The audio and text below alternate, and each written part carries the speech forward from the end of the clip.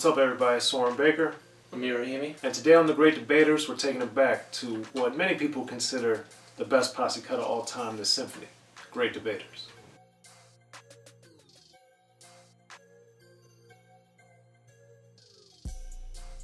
Alright, Amir. So today on The Great Debaters, we are looking at the Symphony, arguably the best posse cut of all time, and we're going to say who has the best verse on this song, which is a tall order, because there's 4 phenomenal verses on here. So Amir, this was one of the early songs that featured multiple artists on it. It wasn't the first, but it was an early song that had more than one artist, and it was at the time, and I would argue really till today, the definitive posse cut as it became known. So for you, I know you didn't hear the song right when it came out, but as you were getting into rap, do you remember first hearing about the song, or even the first time you heard it and what it meant to you? I don't know how I heard of this song. I definitely heard it first on YouTube, though. Okay. I remember seeing the video first, and for the longest time I thought that was just the song, but for what I assumed to be for, video length restrictions, they had to trim it down, because in the video version I think it's like 4 minutes and some change, but on the album version it's closer to 6 minutes.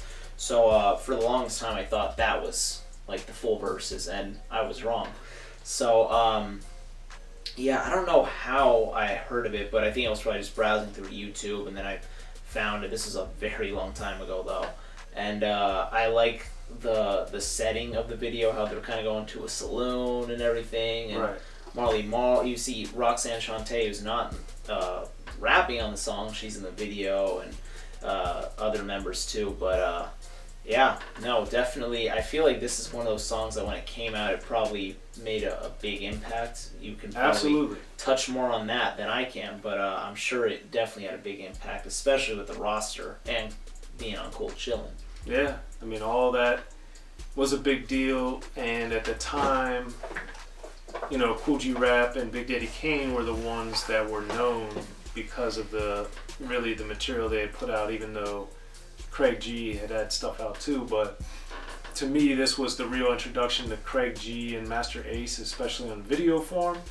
So that was exciting. In Control Volume 1, the album from which this comes from, definitely you got a great look at Master Ace, because he had a couple songs on there, as well as Craig G with Droppin' Science. But I was just stunned when I saw this video and heard the song, because it's a phenomenal piece of work. So let's take it from the top. Let's take it from the top, Amir. So Master Ace starts the song off.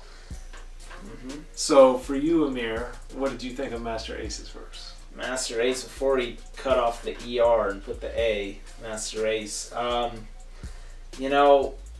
I actually, you're probably going to shake your head, but I was not that impressed with Master Ace's verse. There it is. I don't know. Master Ace to me is one of the best rappers ever. Like, he's so good. His discography is amazing. He's, even 2018 with that album he put out, Marco Polo, is so freaking great. Oh my god.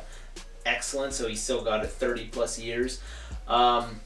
And here's another thing too. I was doing some research on the song, and you can't blame Master Ace either, because this was pretty much more of an impromptu performance, because I don't know what the real story is, and maybe you know this too, but MC Shan was one of the people who was supposed to be on the song, obviously, but either I've heard a story where he felt that he was too big to be on the song, and I heard another story that there was a financial thing going on and he didn't want to be on the song.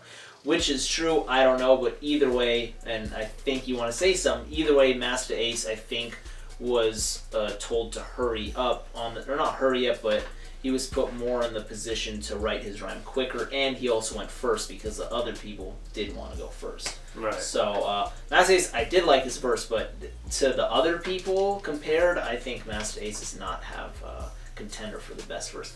That's me, though. But I know you wanted to say a few things, so let it off. Well, the main thing is Master Ace, as people know from either reading my stuff or my interviews with him, or just talking about rap in general, I also believe he's one of the best rappers of all time, and he's like top 10 status to me. Like, he's phenomenal. So, you know, I think he definitely, in my opinion, does not have the best verse on this song, but I also think he did a great job, especially given when we look at things with what Big Daddy Kane and Kool G Rap had done, you know, prior to this song. Master Ace, again, this is more of his beginning into really getting on record. So, but it's a great way to start off the song. I think he, you know, showed the promise that we would then see would take a look around and the rest of his career, as we saw in In Control Volume 1. Keep your eyes on the prize. So, amazing. But let's move on then to Craig G. So Craig G is the youngest member of the Juice Crew, and he goes second. And you know, I'd say, compared to the other three in particular, ironic given a lot of Big Daddy Kane stuff, but at least on this song, he had the most smooth, kind of, I would say, easily digestible and kind of friendly sounding, for lack of a better way to put it, verse on the song. But what did you think of Craig G?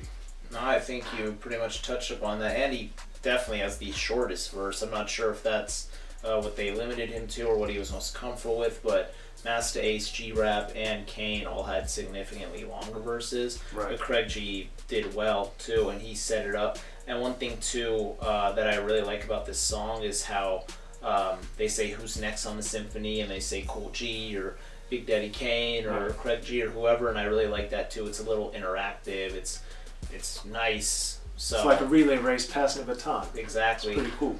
And I like that a lot, too. And it's not a chorus, but it kind of is like it's great. But Craig G was dope. Ace did well. G-Rap takes it to another realm. And really. That's where we are now. He takes it to another realm, man. Marley, they say Marley gets a slice, I get nice, something like that, and then Slice is horrifying as Vincent Price, dude. Like, the way G-Rap comes in is definitely more aggressive, and that's one way to put it. The way he just looks in the video too is, you know, awesome and cool, and he has the gun, and I think that Kool G Rap's verse is just quite exceptional. I love the Edison line as well. That's one of the best parts of his verse. G-Rap, man, he's one of my favorite rappers as well of all time, in addition to Masta Ace, like I previously said, and he just, I think he's very confident on this song too. Just great punchlines, great flow. Kool G Rap, I've seen a lot of people think he has the best verse on this song. Whether it's my best verse or not, you'll find out shortly. But yes. But I want to hear what you think about it. I thought Kool G Rap did a phenomenal job. This was, you know, during, as they say, G-Rap in his prime. You know, I just thought he was great, and he had shown why he was so revered, and to do it in one verse, and then, you know, after Craig G and before Big Daddy Kane, I thought it was just phenomenal. I liked the imagery, and he had the great punchlines, of course, and the wordplay was there. And then his husky delivery, I always thought, was appealing. So for all those reasons, I think his verse was a standout. And then we get to Big Daddy Kane. So for me, I really thought Big Daddy Kane was amazing, and he has one of my favorite lines in rap history, where he says, "Put a quarter in your ass because you played yourself." Yep. That's one of my all-time favorites, because it was just so unexpected, and one of the many things I love about rap is like a line like that, where, you know, he's talking, it's so many levels of you know, he's playing you and you're getting played and you're playing the game, and then it's like the imagination and the how in the world did he even think of thatness of the line, I just always thought was amazing. And then as was the case with his work with Marley Marl on Long Live the Kane, and then the little bit that he did on It's a Big Daddy Thing, I thought that because of the sampling and because of how the songs are structured orally, I thought that this song was one of those that really worked with Big Daddy Kane's voice and his cadence and how he decided to write and the flow on the song. So, what about you? That should be one of everyone's favorite lines in rap history because it's phenomenal. It's so good. But also another standout line would be, if rap was a house, you'd be evicted. Like, dude. Yeah. So simple yet so amazing. And Big Daddy Kane is just, talk about confidence, this guy. Like, this guy's ridiculous. Off the charts. Dude, he is so great. And for me, in my opinion, I think G-Rap and Kane are kind of going head to head, and they both have different approaches. Mm-hmm. I think Kane just beats G-Rap in a slight victory. I think Kane was just so excellent, and just the things he's saying and the punchlines, because they both have punchlines on it, clearly, but I just prefer Kane slightly more, and the things that he says. And even I recall Jay-Z saying once that with Big Daddy Kane, with the cord in the ass, you played yourself line. Apparently, and I don't know the history of this, but Jay-Z said it, so who knows? He said, like, saying the phrase playing yourself wasn't really a thing, so Big Daddy Kane kind of said it on the spot, and to him, that was amazing. So I think that's just crazy. If that is indeed true, it makes the line even awesomer. But just Big Daddy Kane throughout that verse, that really long verse, is just excellent. And well, remember, not too long thereafter, Ice-T had a song called "You Played Yourself." Well, that's true. That was on in 90 or 91 or 89 or something like that. So yeah, after the song, this dude. But anyway, shout out to Ice-T as always. Yes. But so you're picking Big Daddy Kane? Big Daddy Kane for me. Well, I also go with Big Daddy Kane. Oh. Because I think his wordplay and his imagination was just, of the four, by far the most elevated and advanced on this song.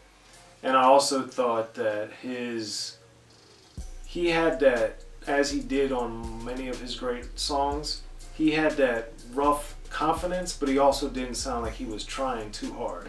He had a very cool way of sounding super tough or super hard, but also not seeming like I'm trying to do this. It just was so effortless to him, and I think his verse on the Symphony is a prime example of that, and it stands the test of time, and why people like Jay-Z look at this song and lines from it as so remarkable, because Big Daddy Kane was just annihilating everything in his path. And again, I believe Kool G Rap, Craig G, and Master Ace, for what they did on their respective verses, is also top tier lyricism. I would give Kool G Rap the second best verse on there, but I just think Kane is just, this is when Kane was untouchable, and I think this is a prime example of that. Dude.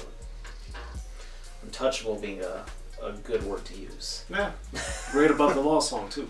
That's true too. But anyway, that's my pick. And Amir, on a rare instance, when it's a one selection thing, Amir and I actually have the same pick. So hit us up and let us know what you guys think, because we know, just in general from talking to people over the years, that we are definitely not the only ones that think Big Daddy Kane has the best verse, but we think a lot of people don't think he has the best verse. Yeah. So hit us up and let us know what you guys think on Unique Access Entertainment, as well as Rappin' and Snackin'. And of course, be sure to like, subscribe, and share to both channels so we can keep growing and keep giving you guys interesting debates to ponder. And I'm Soren Baker. Amir, Rahimi. Great debaters, y'all. The Symphony.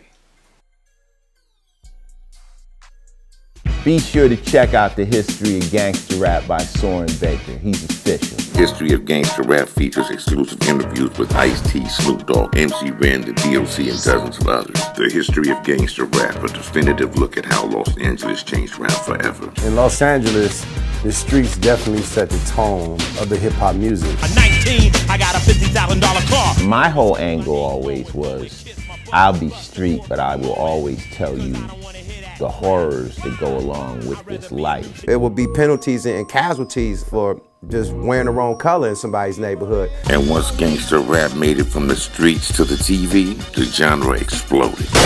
With Fab 5 on your MTV Raps with NWA. Yo MTV, it just catapulted us from being local heroes to national gangbang rappers. The history of gangster rap discusses it all from 1980 up till today. It's always gonna be shit happening in the street. You know what I mean? So it's always gonna be something to talk about. The history of gangster rap in stores now.